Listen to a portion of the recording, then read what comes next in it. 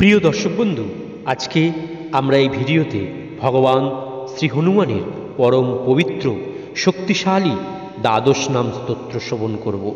প্রথমে আমরা এই দ্বাদশ নাম স্তোত্রের বঙ্গানুবাদ আপনাদের সামনে উপস্থাপন করব।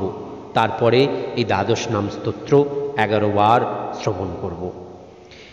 এই দ্বাদশ নাম স্তোত্রে বলছেন, হে অঞ্জনী ও বায়ুপুত্র হনুমান, আপনি মহান শক্তির অধিকারী, শ্রীরামের খুব প্রিয়।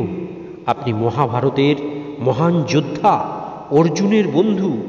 আপনার বাদামি রঙের চোখ এবং আপনার সীমাহীন সাহসী ব্যক্তিত্ব, সমুদ্র পার হয়ে আপনি মা সীতার দুঃখ দূর করেছেন।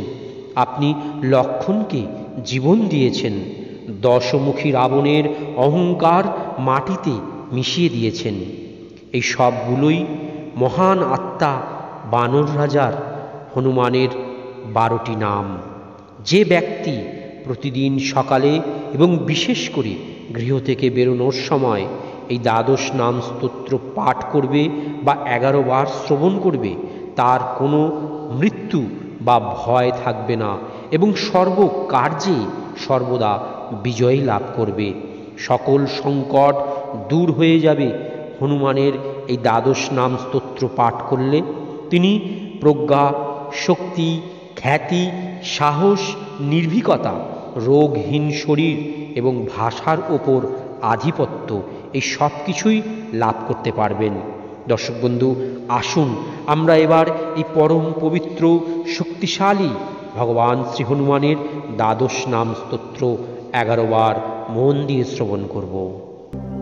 हनुमानञ्जनासुनुः वायुपुत्रो महाबलः रामेष्टफल्गुणसखः पिङ्गाक्षो मितविक्रमः उदधिक्रमणश्चैव सीताशोकविनाशकः लक्ष्मणप्राणदाताश्च दशग्रीवस्य दर्पः।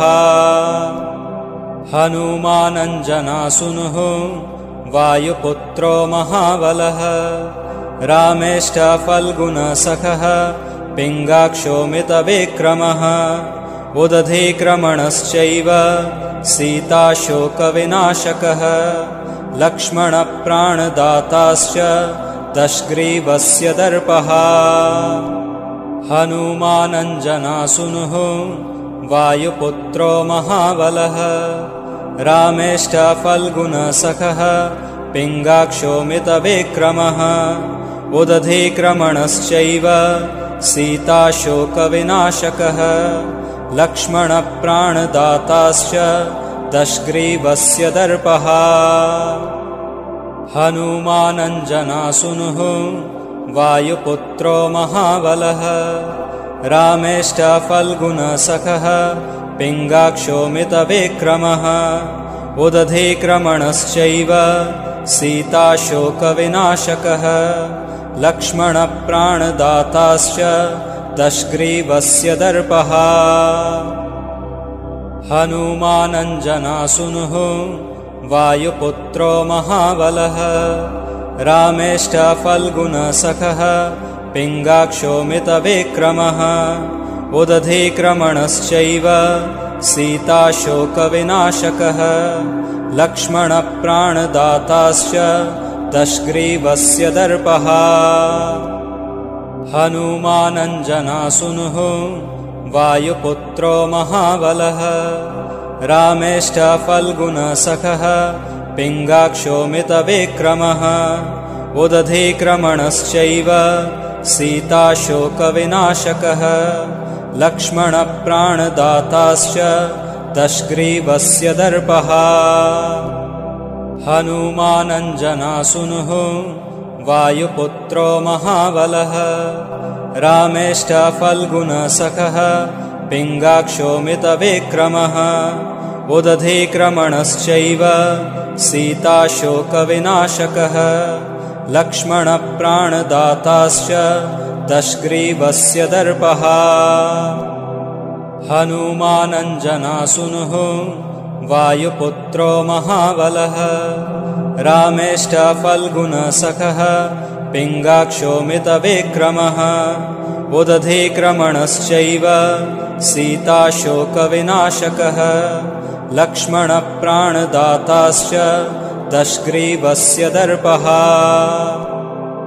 हनुमानञ्जनासुनुः वायुपुत्रो महाबलः रामेष्टफल्गुणसखः पिङ्गाक्षोमितविक्रमः उदधिक्रमणश्चैव सीताशोकविनाशकः लक्ष्मणप्राणदाताश्च दशग्रीवस्य दर्पः हनुमानञ्जनासुनुः वायुपुत्रो महाबलः रामेष्टफल्गुणसखः पिङ्गाक्षोमितविक्रमः उदधिक्रमणश्चैव सीताशोकविनाशकः लक्ष्मणप्राणदाताश्च दशग्रीवस्य दर्पः हनुमानञ्जनासुनुः वायुपुत्रो महाबलः रामेष्टफल्गुणसखः पिङ्गाक्षोमितविक्रमः उदधिक्रमणश्चैव सीताशोकविनाशकः लक्ष्मणप्राणदाताश्च दशग्रीवस्य दर्पः।